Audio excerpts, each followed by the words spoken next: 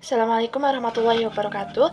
Saya Fadila Rusafar Kaimilda, NIM 180 321 100 113. Di sini saya akan memaparkan jawaban dari ujian akhir semester mata kuliah Strategi dan Kebijakan Bisnis. Studi tentang strategi dan kebijakan bisnis berkaitan dengan proses menentukan strategi yang relevan melalui kekuatan dan tujuan perlu untuk diperhatikan. Manajemen strategi dan kebijakan bisnis merupakan upaya untuk menentukan arah masa depan organisasi. Berikut implementasi dari keputusan yang ingin dicapai. Di samping dapat menghindari adanya kesalahan langkah yang bisa mengancam eksistensi organisasi, dengan strategi dan kebijakan bisnis juga bisa diperoleh kepastian tentang prospek kemajuan yang akan dicapai perusahaan di masa yang akan datang. Strategi dan kebijakan bisnis merupakan aktivitas secara terpadu dan komprehensif yang mampu menyatukan berbagai arah usaha dan kegiatan untuk mencapai tujuan. Rumusan strategi tersebut disertai pula dengan penjabaran kebijakan-kebijakan yang diperlukan untuk mengimplementasikannya. Kemudian, implementasi strategi ini biasanya dituangkan secara lebih operasional dalam bentuk program kegiatan, prosedur kegiatan, dan anggaran yang diperlukan.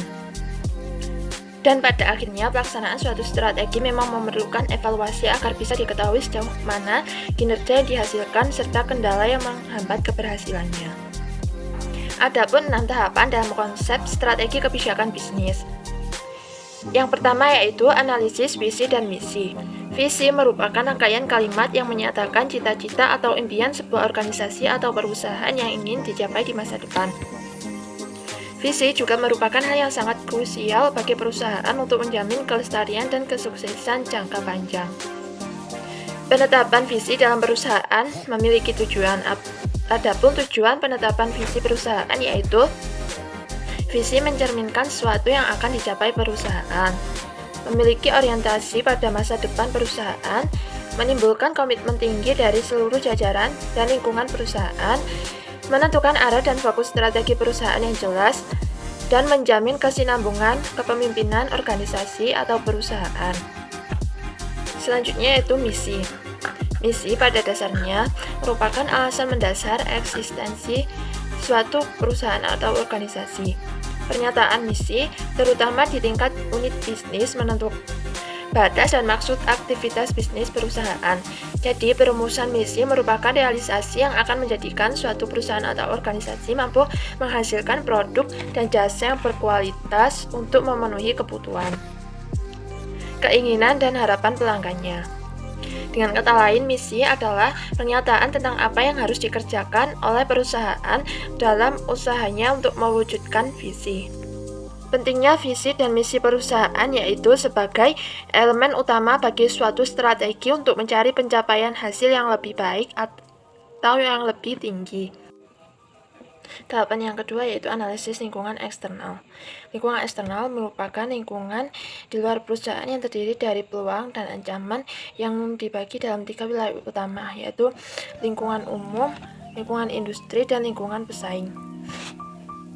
Lingkungan eksternal perlu untuk dianalisis sehingga dapat diantisipasi pengaruhnya terhadap perusahaan.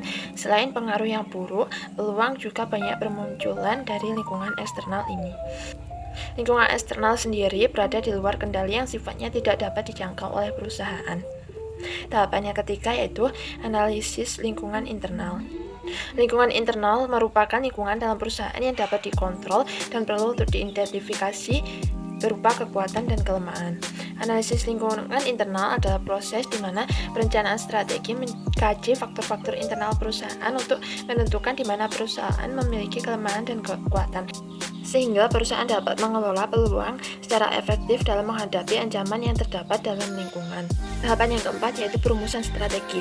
Perumusan strategi merupakan pengembangan rencana jangka panjang untuk manajemen efektif dari kesempatan dan ancaman lingkungan, dilihat dari kekuatan dan kelemahan perusahaan.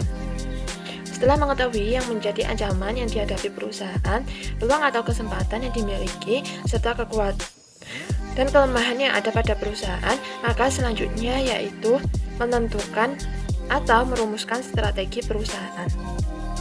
Perumusan strategi meliputi menentukan misi perusahaan, menentukan tujuan-tujuan yang dapat dicapai, pengembangan strategi, dan penetapan pedoman kebijakan. Perumusan strategi dimulai dengan melakukan analisa situasi untuk mendapatkan kesesuaian antara peluang eksternal dan kekuatan internal dengan ancaman eksternal dan kelemahan internal. Tahapan selanjutnya yaitu tahapan yang kelima, implementasi strategi. Implementasi strategi merupakan proses di mana manajemen mewujudkan strategi dan kebijakannya dalam tindakan melalui pengembangan program, anggaran, dan prosedur. Proses tersebut mungkin meliputi perubahan budaya secara menyeluruh, struktur dan/atau sistem manajemen dari organisasi atau perusahaan secara keseluruhan.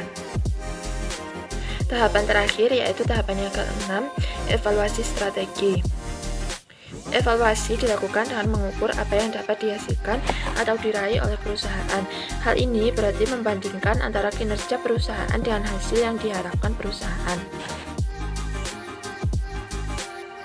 Evaluasi sebagai hasil akhir suatu aktivitas termasuk ke dalam kinerja, yaitu hasil yang aktual dari proses manajemen strategi. Berikut adalah contoh penerapan strategi pada perusahaan, di antaranya perusahaan PT Gudang Garam. Perusahaan rokok Gudang Garam adalah salah satu industri rokok terkemuka di tanah air yang telah berdiri sejak tahun 1958 di Kota Kediri, Jawa Timur. Hingga kini, Gudang Garam sudah terkenal luas baik di dalam negeri maupun mancanegara sebagai penghasil rokok kretek berkualitas tinggi. Dalam hal sumber daya manusianya, PT Gudang Garam menerapkan prinsip padat karya sekaligus padat modal secara bersama-sama. Untuk memproduksi rokok yang berkualitas tinggi, PT Gudang Garam harus menggunakan peralatan dan mesin yang canggih, yang berarti butuh pengadaan dengan modal yang besar. Di sisi lain, perusahaan mempunyai komitmen besar terhadap pemberdayaan sumber daya manusia. Sampai saat ini, PT Gudang Garam telah mencapai visinya karena PT Gudang Garam telah banyak dikenal oleh masyarakat Indonesia dan menjadi produk unggulan pada masyarakat Indonesia. Dibuktikan dengan di setiap daerah Indonesia tersedia produk PT Gudang Garam. Dengan itu, PT Gudang Garam harus terus mengembangkan produknya dengan cara mengembangkan produk-produk baru yang lebih kreatif dan tetap terjamin mutunya. Adapun misi yang dibuat oleh PT Gudang Garam telah sesuai dengan yang diharapkan oleh PT Gudang Garam itu sendiri, karena mereka selalu membuat terobosan produk baru yang kreatif dan inovatif, serta produk yang mudah dijangkau di semua kalangan masyarakat Indonesia, sehingga produk baru yang dikeluarkan telah cukup terkenal dan diminati oleh seluruh daerah yang ada di Indonesia.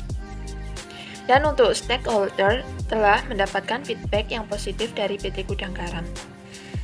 Dari semua keberhasilan yang telah dicapai, tidak terlepas dari strategi dalam pelaksanaannya. Strategi yang diperoleh yaitu berdasarkan dengan analisis lingkungan internal dan eksternal perusahaan.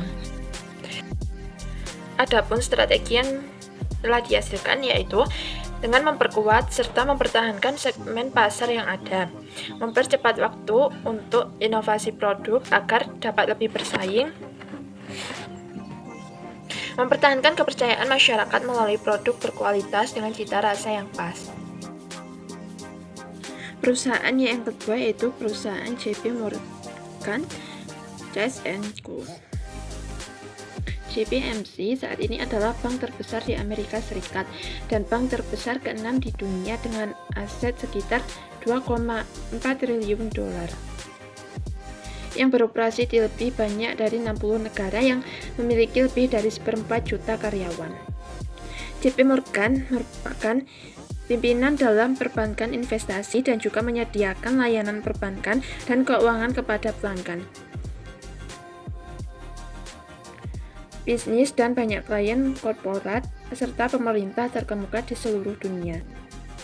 JP Morgan & Co. adalah hasil kombinasi dari JP Morgan Chase dan Morgan Stanley.